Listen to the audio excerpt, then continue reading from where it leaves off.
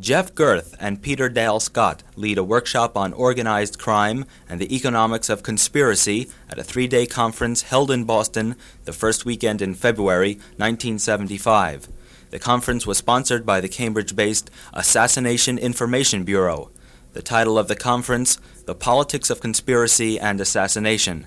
Peter Dale Scott is author of The War Conspiracy and has been researching links between the assassination of John Kennedy and figures involved in the Watergate break-in. Jeff Gerth is a journalist and investigator of corruption and corporate and organized crime. His works have appeared in The Village Voice, Penthouse, and other publications. He has done extensive research into Watergate, particularly in the area of Nixon-Rebozo finances. Here is the workshop on organized crime and conspiracy, recorded in Boston on February 1st, 1975.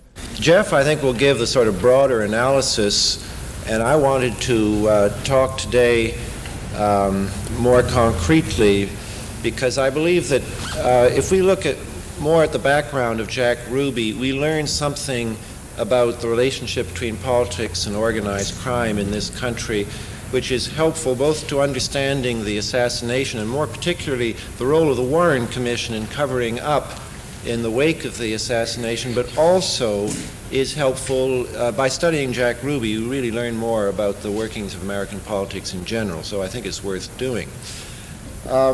And I hope that it'll cast some light on what I call the gray alliance in this country between politics, business, and organized crime, which can establish a power system in, say, a city like Chicago, where Ruby came from, and also, as I've tried to show in other writings, in colonies of the United States overseas, in the Caribbean, for example. You see the same kind of gray alliance.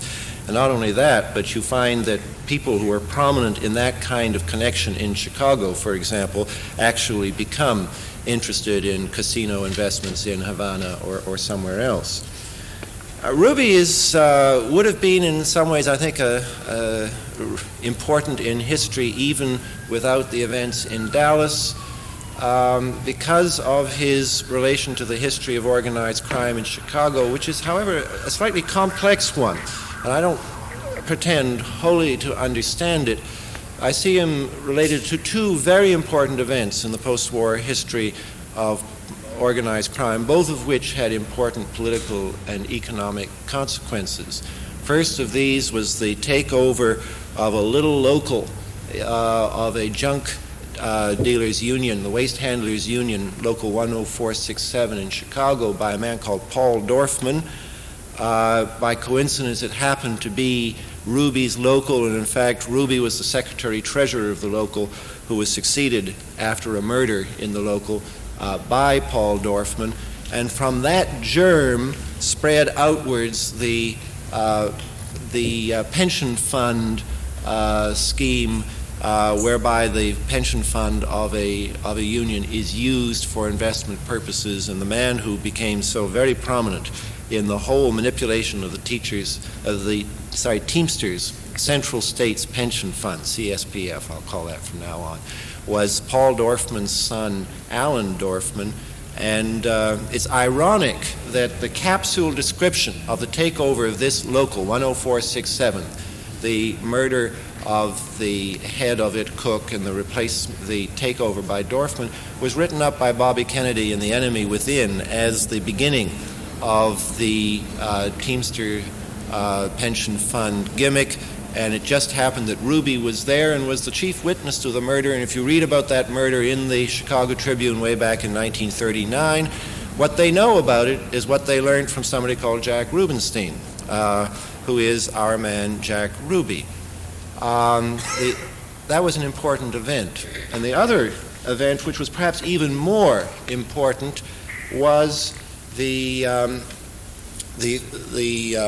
takeover, or the struggle over the racing wire service, which had been put together. Yes? Does any of this appear in the hearings? Well, I could, if you like, show you how the report deals with it and show you what a really... No, in the hearings. Is there anything about Jack Ruby's background in Chicago? the Union? Well, I wish I had volume 15. We could look up Dorfman in the index. My memory is that it's not in the 15 volumes of the hearings. It is in the 11 volumes of the appendix, which are not indexed. The exhibits? Yes, right.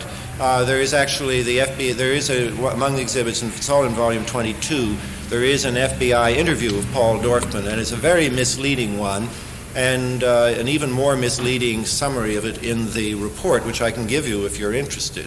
The significant thing is that the Warren report could not deal candidly and honestly with this relationship of Ruby to an important event in the history of organized crime because I believe the kind of lawyers who had been put together to staff the Warren Commission and many of the members of the Commission themselves were themselves too intimately related to this same kind of gray alliance system in this country to be able to stand outside of it and look at it disinterestedly and call a spade a spade. They certainly couldn't. One of the worst chapters in the Warren report is the appendix, which deals with the life history of Jack Ruby. It's just funny when you read it, knowing the real facts, to see how paper thin it is. Let me give the other event where Ruby again may have been rather intimately connected.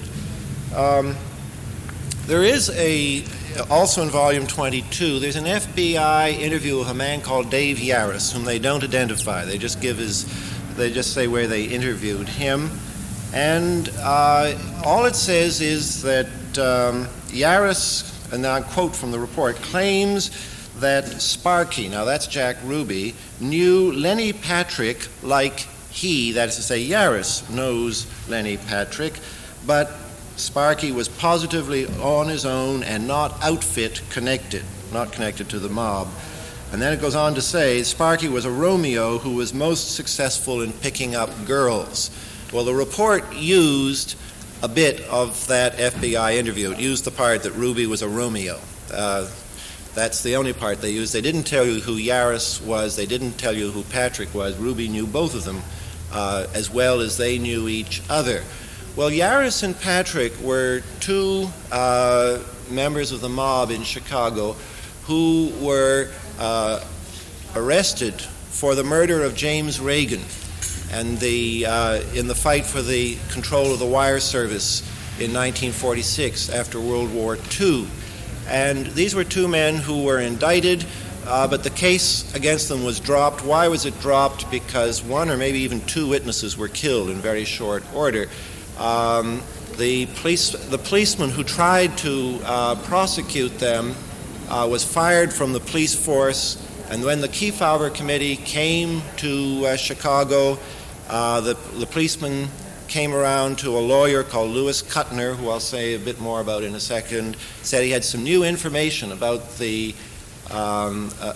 Reagan killing. He drove home from the lawyer's office to his own house and was struck down and shot dead in his own garage, and so the whole case has still never been solved. But something is very clear, and that is that Yaris and Patrick at least knew each other very well. Ruby was part of that background, and the whole matter was never pursued.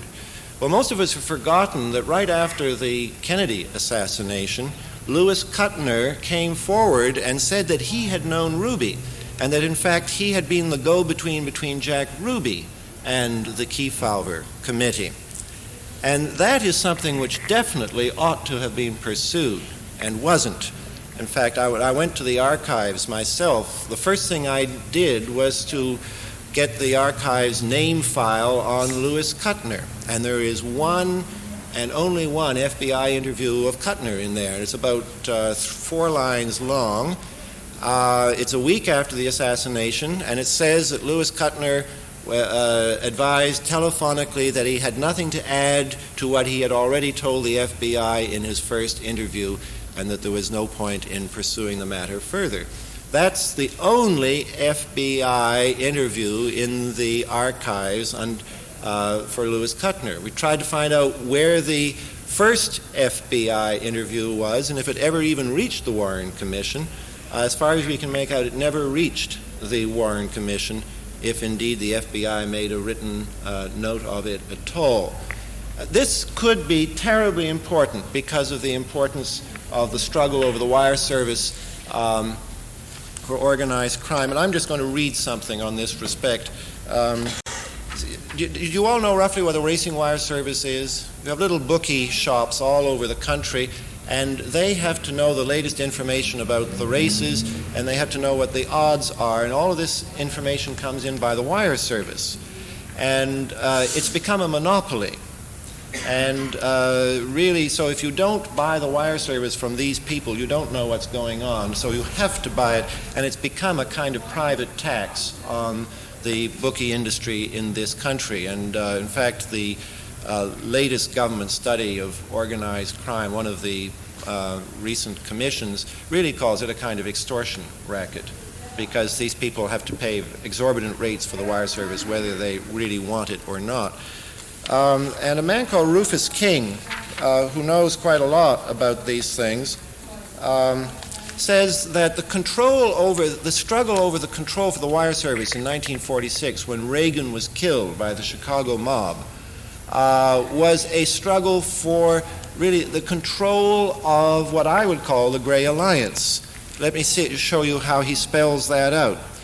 And all of this is Rufus King, who is frequently a government expert at organized crime hearings. Following the murder of James E. Reagan of Continental Press in 1946, into the center of the spider's web moved Tony Accardo and Greasy Thumb Guzik, the heirs of Al Capone from Chicago, with satellite gang overlords joining them from every crime center in the country. To attribute half the gang killings and mob violence of the 40s and 50s to battles over control of this gambling empire would be a very conservative speculation. Whoever controlled the wire service drops in a town became master of gambling activities there.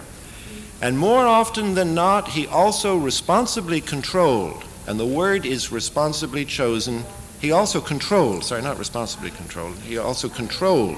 The word is responsibly chosen, controlled the community's local law enforcement agencies. You controlled the police, and then he explains why in the next sentence. No one could run a substantial book without the wire service. And once you've got the patrolman and his lieutenant and his captain and the chief taking bribes from your organization for protection of a harmless little gambling enterprise, you have got them for all purposes. I hope you understand how that works. You see, you've got these little local bookies, and they've got a friendly relationship with the cop, and it all looks very innocent. The cop takes a bribe, but also the precinct captain has to take a bribe, and in the end, the chief or somebody up near the end of it is on the take as well. And once you've got them on the take, you have got them. They cannot turn around and expose you because you can expose them. And there are many kinds of testimony that at least in the late 40s, when Ruby moved down to Dallas, that was the situation in Dallas. The later McClellan hearings talk about local judges on the take. A witness in the assassination, a man called Paul Roland Jones, who had come down. The Chicago mob moved into Dallas at just the time that Ruby himself moved down into Dallas, and he talked about how there were payoffs to the county authorities through a law firm called Irwin and Irwin. He didn't name the law firm. He said T.K. Irwin, who was the senior partner of the law firm. It's very interesting to find that in 1962, one of the members of this family law firm, Ivan Irwin, was a lawyer for a man called Pete White, who ought to have been a prime suspect or at least witness in the investigation and never was. Pete White was a lawyer who had fixed things up for Ruby. In 1954, had got Ruby out of a liquor violation in his nightclub, admitted this frankly that he had been Ruby's lawyer. And Pete White had also admitted that he had run into Ruby a couple of days before the assassination, although nothing was said about this. But for some reason in 1964, Pete White has a new law partner, or at least a new man sharing his law office and sharing his telephone, a man called William A. McKenzie. Who is William A. McKenzie? Marina Oswald's lawyer and a friend of Robert Oswald's. And here was this commission looking all over the place for a connection between Ruby and Oswald, and they looked and they looked and they looked, and they never saw that Ruby's old lawyer, still in contact with him, was sharing an office with the man who became Marina Oswald's lawyer. So for this reason, the telephone number of Marina's lawyer, RI1-1295, was in one of the Ruby notebooks that they were going through so closely. I think they knew what was going on because they had one witness up there. They went through the whole notebook and they asked him about 50 names and telephone numbers. And when they came to the name and telephone number of Pete White, RI1-1295, they skipped. They went right over it and went straight to the next number. Most of the other names were junk names. But this really interesting name was never asked. What I suspect from all this is that there was a kind of fix on in Dallas, and that Ruby was at least, that Pete White and the Irwins were connected to it, and that Ruby in his own way was connected to it. I have been focusing on the fact that Ruby is around the scene for important events in the history of organized crime, but I'm not saying that he was simply a member of organized crime. I suspect that it's quite possible that in a way his position was not as easily definable as that he may have been a kind of go-between between organized crime on the one side and the Dallas police, law enforcement authorities on the other. In fact, it's one of the things that's so funny about the report's treatment of Ruby is that they talk about him as somebody who showed an extreme interest in police activities, and they let it go as that. We have it we have sworn testimony in volume 13 that one of the policemen regarded, I'll quote it to you, that he regarded Jack Ruby as a source of information in connection with his investigatory activities. That is a Detective Eberhardt speaking. It's very interesting. He comes from the Special Services Bureau and the police force, which I think was the key element to look at because they're the vice squad and the narcotics squad. They are the subversive activities people. They would watch for what Cubans were doing and friends of Castro, all of that in one area, and protection of very important personages like presidents when they come to Dallas. You do all the protective intelligence for that. So I think the SSB were prime suspects. And this man, Eberhardt, who regarded Ruby as a source of information, was in the narcotics field. And I do believe, I don't have time to tell you now, maybe in questions later, that I think that Ruby may have been an informant in the narcotics area for the Dallas police and also possibly for the Federal Bureau of Narcotics in those days, and that then we would really begin to see some of the really interesting overlaps between what happened in Dallas, what happened in Watergate. I'll take one question, but Jeff should really speak. Can you wait till Jeff has spoken? I don't think I have anything more to say, but you see, my point was to suggest to you that there is a kind of connection there, that Ruby was not an insignificant personage in this kind of connection, that events in Chicago years ago were important to Dallas because the Chicago mob had moved down there just when Ruby moved down in the post-war years. And now finally, I didn't have time to lay it all out to you, but a man who is very important in the Chicago connection is an industrialist called Henry Crown. In fact, Drew Pearson's memoir says that he had heard that the people who really profited from the murder of James E. Reagan, he names them. I'll just quote what he says so that you can sue his estate for libel and not me. I learned that the whole the killing of Reagan pointed to the Hilton hotel chain Henry Crown, who was a shareholder and director in the Hilton Empire, or was then. Henry Crown, the big Jewish financier in Chicago, and Walter Annenberg, the son of the man who originally put the wire service together. Okay, we could say an awful lot about Henry Crown, about the fact that in '63 he was the largest shareholder in General Dynamics at the time of that controversial TFX contract that tied in with the Bobby Baker scandals, which would bring us back to Bedford Wynne, who I was talking about last night. But let's just say one thing about Henry Crown. He had a lawsuit on in 63, 64 over control of his own corporation. Who was his lawyer at that time? Am I going to get a block here? Who was his lawyer? Albert Jenner. Who was Albert Jenner? Warren Commission staff who was specifically in the charge of seeing if there was any conspiracy. So that's why I suggest to you that the Gray Alliance was at work not only in the politics of Chicago and Dallas, but was also at work on the national level, and that if you were to go to lawyers like Albert Jenner, and I could go through the whole staff if you like, there was a former Murchison lawyer there, it's incredible how they staffed that thing.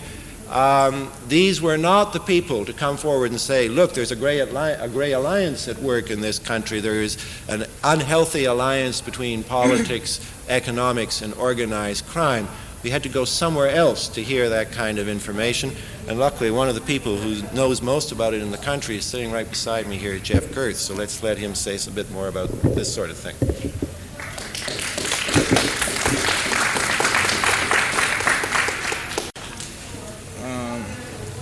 I think the best way to begin is maybe to talk about that there definitely was a motive for there being organized crime involvement.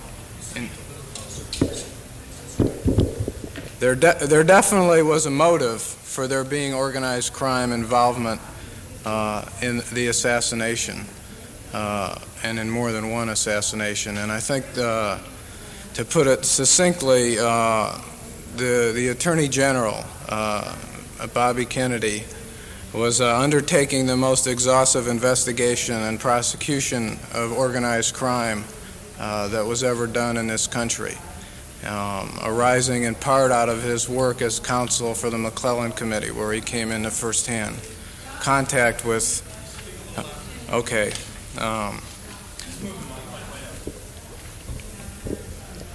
Bobby Kennedy was out after organized crime, which he defined as the enemy within in his book. And there's very clear evidence that the Kennedy Justice Department was making serious inroads. They had targeted a number of major leading figures and were in the process of sending them out of the country, sending them to jail, and breaking up the criminal organization.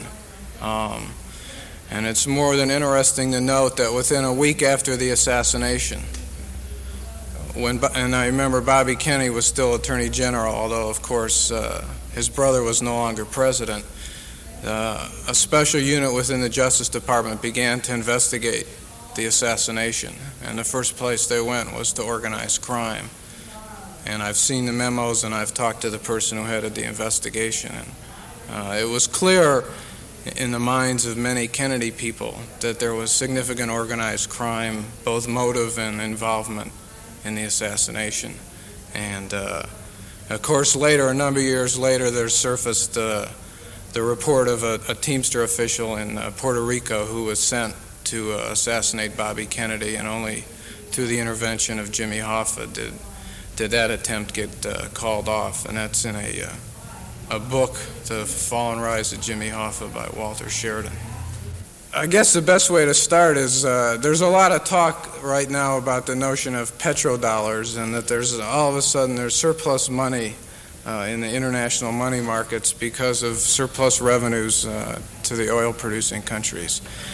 And I think that's a good analogy to organized crime, because if we go back 20, 30, maybe 40 years, we'll be able to discern that organized crime, starting in Prohibition and going up through black markets of World War II and all kind of other operations which they engage in, were generating incredible sums of revenue.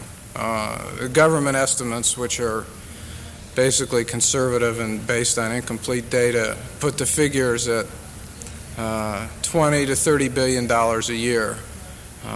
All of which, of course, is invisible, untaxed, some of which, of course, goes to payoffs and protection and to people, but most of which goes out of the country and is washed and laundered and recycled back into the economic money markets of the world. Now, if you take those figures and start to add them up and compound them, because the money doesn't sit still, it gets reinvested. And the return is, 10, 15, 20%. Within 10, 15, 20 years, you come up with figures that I estimated this once, and I don't have the article I did in front of me, but you come up with a sum of money that's that's greater than the 10 largest corporations in the United States put together. So we're talking about a lot of money, hundreds of billions of dollars that is continually being reinvested, washed, and put into investments, and so we're talking about a large economic empire. And you can't talk about organized crime without talking about it as a financial empire, because that's what it is. Now, I think the best way to go on from there is to demonstrate where this money has gone and what parts of the economy have come under organized crime influence and control.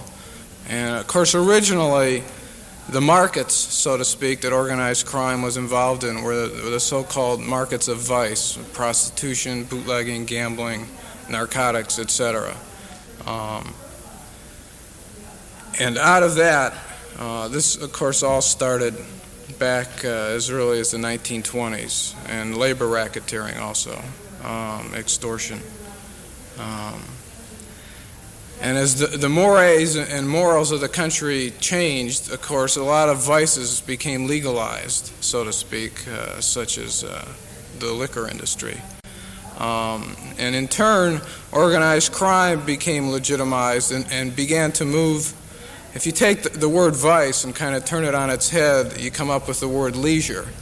And in a way, the two are synonymous. And what has happened is that organized crime has become the dominant economic force in the leisure industry in the United States. And to give you some examples, all of which can be backed up by documents, and later on I can go into specifics if people are interested. If you look at hotels, resorts, real estate developments, entertainment, sports,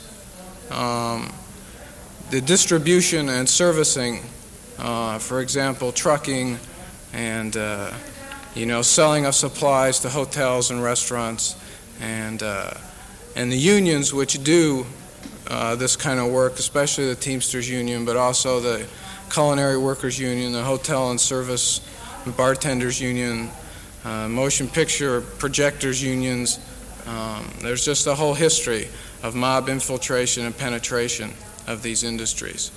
So what we have is the involvement of organized crime into a legitimate economic and business entity in the United States over a period of 20-25 years. Now, concomitantly, if we take a look at the economy of the United States over the last 25 years, we discover that we have what's known as the age of affluence or the age of leisure or whatever you want to call it. But when you look at the figures, you discover that productivity, industrial productivity in this country, the growth of industrial productivity has declined significantly, especially in the last 15 years. And the output of goods has declined. And what has increased, of course, is services. And there are innumerable statistics, government statistics, to back that up. So what we have is our economy is increasingly characterized by leisure, affluence, surplus, and of course, I'm not trying to draw a causal relationship. I'm just trying to demonstrate that organized crime has significant control over certain sectors of the economy, and that these sectors, in turn, are increasingly important in the structure and makeup of the American economy over the last 25 years.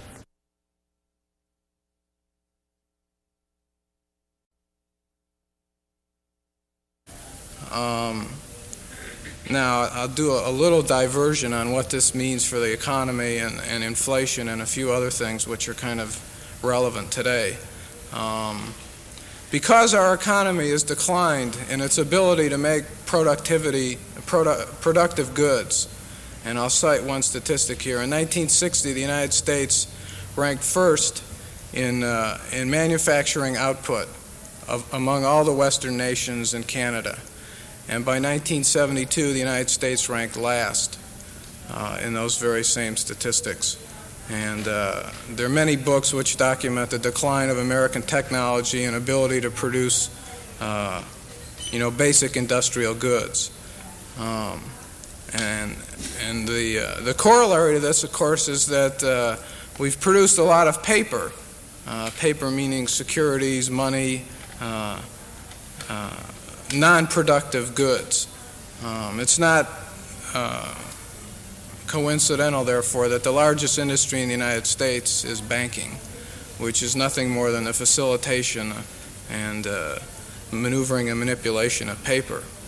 And if you want a good background on this, you might start with the Business Week issue of about 2 months ago, where they did a whole issue on credit and demonstrated that the economy is basically a paper economy, and that there's $1 trillion in credit in the United States, and that the rise in credit is incredibly alarming and has parallels to the 1920s, etc. Now, if you know anything at all about economics, you realize that that's nothing but a classical inflationary situation, because you have tons and tons more money and very few goods. And anytime you have more money chasing fewer goods, you're going to have inflation. And so you have this structural situation built into the economy over the last 15, 20 years. Now, what I'd like to do in terms of organized crime and trying to get down to a little more basics is to talk about conglomerates as a case study in this convergence we're talking about. Again, we're talking about the rise of leisure and affluence and surplus and paper as a dominant American characteristic, and we're also talking about the rise and penetration of organized crime within this sector of the economy. And I think conglomerates really are a perfect case study and crucible to talk about.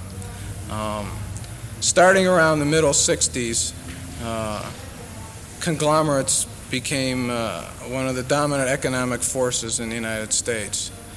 And in fact, it can be shown that conglomerates took away from basic industry most of the equity financing in this country, which means that there was no money available for basic industry to expand and to keep up with other economies that were, for example, West Germany and Japan, which made tremendous capital investments into things like steel and basic industry. So today you're in a point where the United States is so backward in steel and the technology of producing steel that it can't compete in the international market.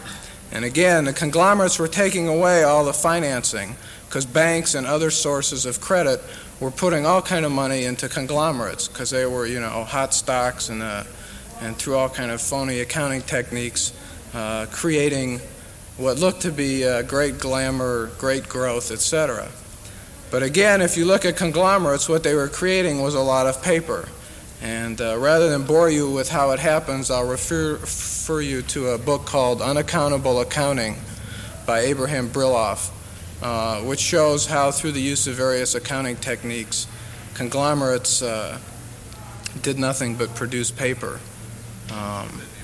Unaccountable Accounting by Abraham Brilloff. Can you spell Brilloff? B-R-I-L-O-F-F. And also there's a book called The Go-Go Years by John Brooks, which is out in paperback. And there's a quote in there where he's talking about one of the conglomerates, and what they were trying to show for Wall Street was that they could produce a lot of profits. They didn't care about goods. He was talking about a thing called National Student Marketing, which was a high-flying conglomerate which eventually went bankrupt. But its stock went from 0 to 160 back down to 0. And it didn't do anything but create a lot of paper profits. Now, the important thing is that organized crime has made significant inroads into American conglomerates, and I'll name about half a dozen. Rapid American Corporation, which major component of which is Schenley Industries, which is in the liquor business and which got started by a guy who was involved in bootlegging with Meyer Lansky, one of the leading organized crime figures. If you want documentation on this, you can go to the New York State Legislative Investigative Commission and a number of other references. Gulf+Western, which is, of course, one of the major conglomerates in the United States, I don't know, $2, $3, $4 billion in assets. I can't keep track of it. It buys up so many companies that it's hard to keep track. Organized crime began to make inroads into Gulf+Western around 1966 and 67 with the acquisition of New Jersey Zinc and Paramount Pictures. The movie industry since the 1930s has been controlled by organized crime. The genesis was the movie extortion shakedown, which took place in the late 1930s and for which a number of Capone mobsters were convicted in 1943 in federal court in New York. And the mob's influence over Paramount and other movie picture companies has not ceased. Now, to give you a little example of what Gulf+Western got into through the organized crime element in it, around 1967-68, Gulf+Western created a real estate leisure division, which was headed by a guy named Phil Levin. And again, there's evidence of his involvement with organized crime, and I can give citations later. I don't really want to get bogged down on it. And through his activities, Gulf+Western bought a hotel in Acapulco called the Acapulco Towers, which they bought it from a group of investors, many of whom were involved with organized crime. And in 1970, there was a high-level organized crime summit meeting held in Acapulco, and agents of the United States government, the Mexican government, and a whole bunch of other governments tailed Meyer Lansky to this hotel where he was hidden from this surveillance and taken out of the country so that he could lose his surveillance, and all of which was done at this hotel owned by Gulf+Western. And there were some hearings into this by the Illinois Racing Board in 1970, where they tried to ask Charlie Bluthorn, who's the head of Gulf+Western, and other officials in Gulf+Western exactly how they got involved in all this. And the hearings are worth looking at, and I'll just refer people to them rather than go into them. There are other conglomerates, Parvin Dorman, which owned a whole bunch of Las Vegas casinos, among others. iOS, which first Bernie Kornfeld and then Robert Vesco managed to steal hundreds of millions of dollars from.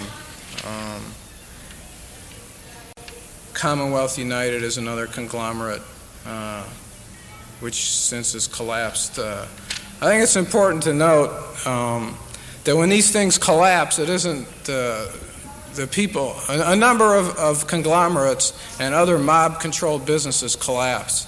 And that doesn't mean that they've lost money. In fact, it means that they've made money and that they've drained the money out of the company. And by the time it collapses, the people who are left holding the bag are either creditors or stockholders who have been brought in long after there's a profit to be made.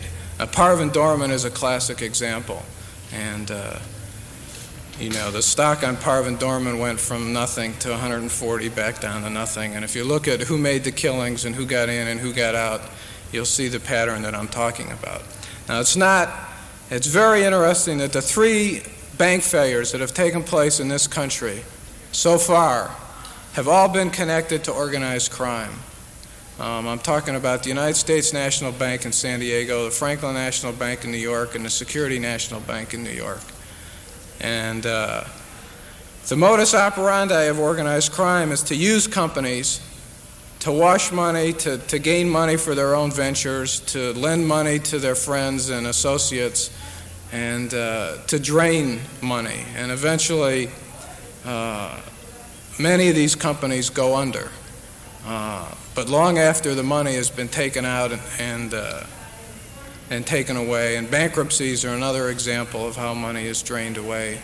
I don't want to get bogged down again.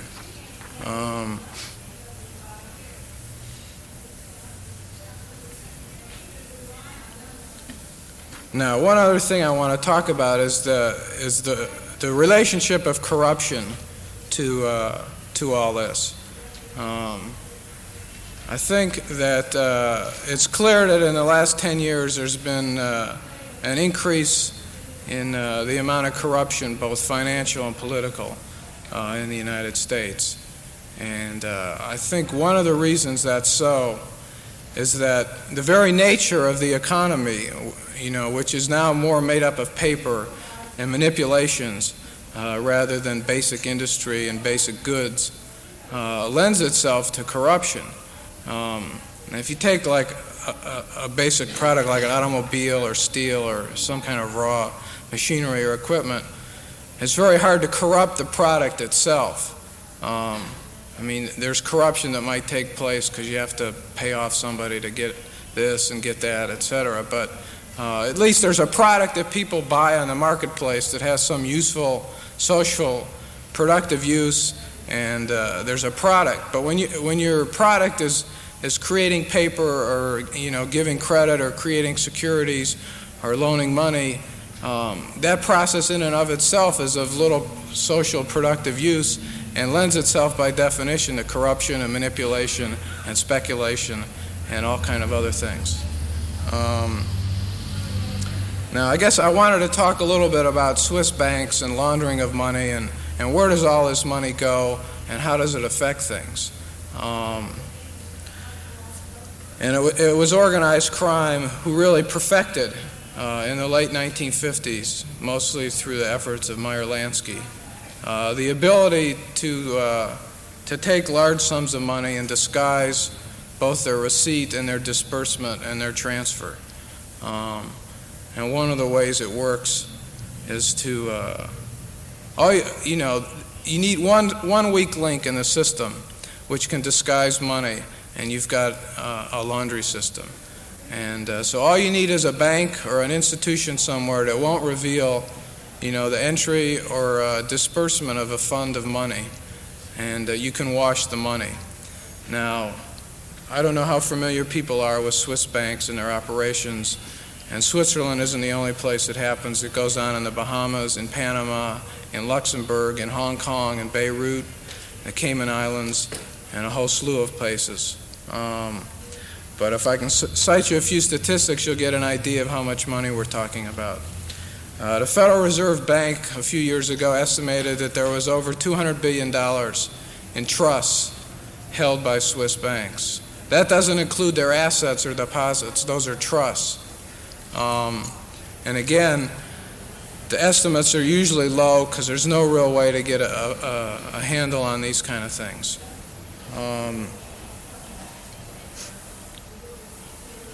And it's interesting to note that the period of time in which a lot of these vehicles and a lot of these systems were set up relates to the Cuban situation in 1959, where organized crime had significant investments and were paying off Batista, according to Lucky Luciano's memoirs, to the tune of $300 million that Batista had secreted in Swiss bank accounts due to his collusion with Lansky and Luciano. As organized crime saw the decline and fall of Batista coming on, they pulled out, some of them did, in time. And in 1959, a number of banks were set up in Switzerland as a means of facilitating the withdrawal out of Cuba. And one of the banks which was set up has since been linked to the finances of Richard Nixon and Bibi Rebozo. And later on in the question period, I can get into the whole investigation by the Special Prosecutor's Office into Swiss bank accounts of Nixon and the role of some of these banks. But I wanted to point out at this point that one of the banks that was set up at that time was in part a move by organized crime to set up these kind of entities and begin to facilitate the movements of money. And I think the last thing I want to say is to point out that it's not limited to organized crime, the notion of washing money. The CIA, through its basic propriety holding company called the Pacific Corporation, which has, I think 20,000 employees is the figure, and over $200 million in assets. That's the basic entity which the CIA uses to wash its money. And corporations, so-called legitimate corporations, if you look at the Watergate hearings, you'll discover that I'm going to read you a list of which corporations used which kind of laundries to launder their illegal campaign contributions.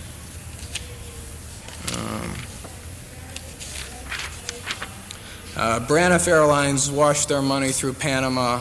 Minnesota Mining, American Airlines, and Goodyear washed their money through Swiss banks, and Ashland Oil also. Gulf Resources washed their money through Mexico. Gulf Oil washed their money through the Bahamas, and Northrop Corporation washed their money through Luxembourg. And if you, this is the Watergate report on campaign financing.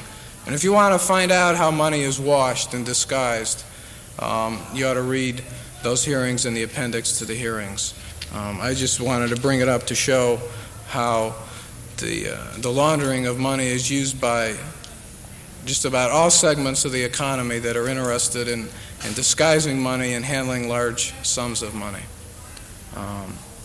And I think that's enough, for now. And I'd rather people ask questions and we.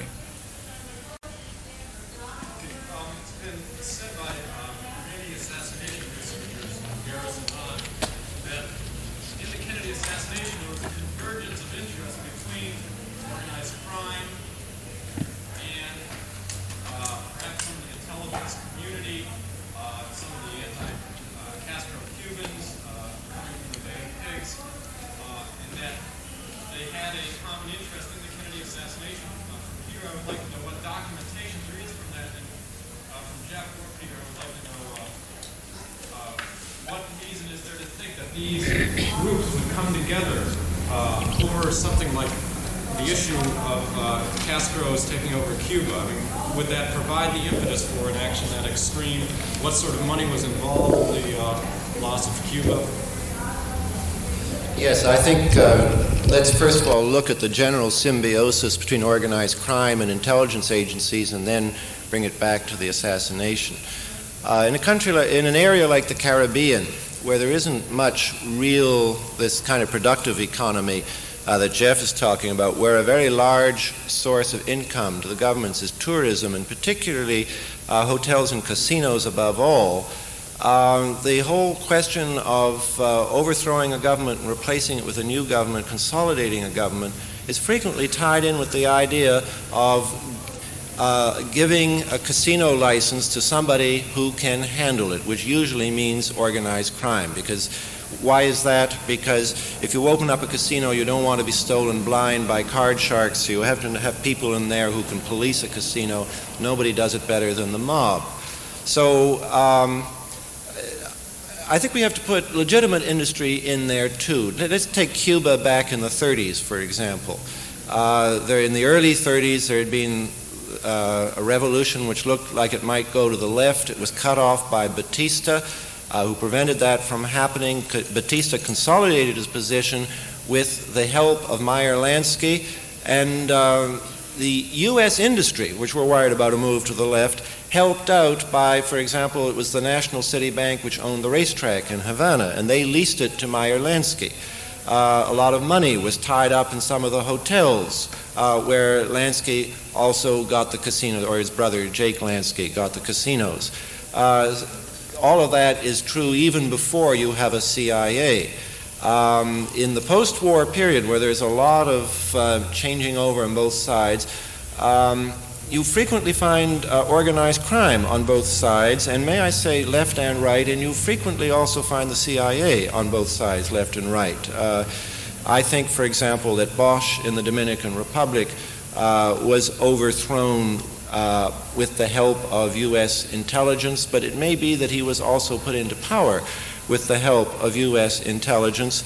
And on both sides, it's significant, I think, that Bosch's first fall from power in 1963, which is now the year we're talking about, came shortly after he had finally awarded an important casino license which various mafia groups were competing for.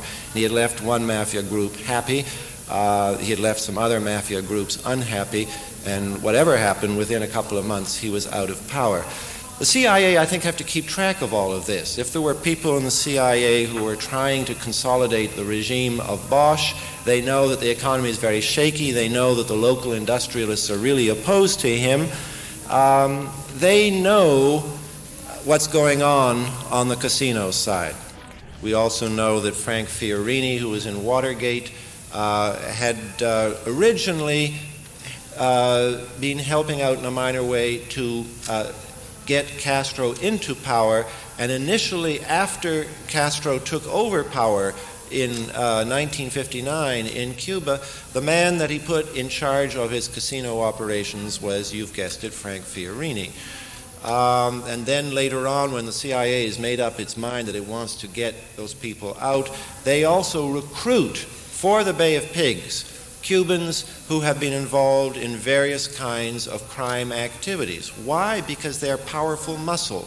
They know how to kill, they know how to do things, and it's a matter of fact that Cubans in the who were already in the narcotics business were recruited by the CIA for the Bay of Pigs, and it's becoming more and more documented now that after the failure of the Bay of Pigs, the Cubans continued in their rather expensive anti-Castro activities with some support and some help from U.S. intelligence agencies, but also financing it on their own by continuing in the smuggling of narcotics, so that we've had quite a few rather prominent Bay of Pigs Cubans who have been arrested in the last 5 years for narcotics operations. The number 3 man in the Bay of Pigs has been arrested.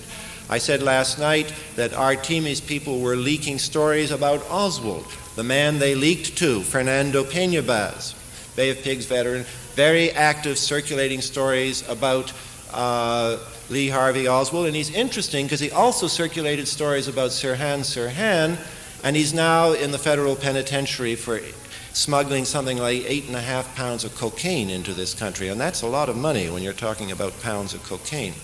So is that clear that the CIA uses the finances and the muscle of organized crime for political purposes in places like the Caribbean? I originally came into this because the same thing was going on in the Far East in Vietnam, where opium and heroin, if anything, are even more important in Southeast Asia than they are in the Caribbean, though historically very important in both areas.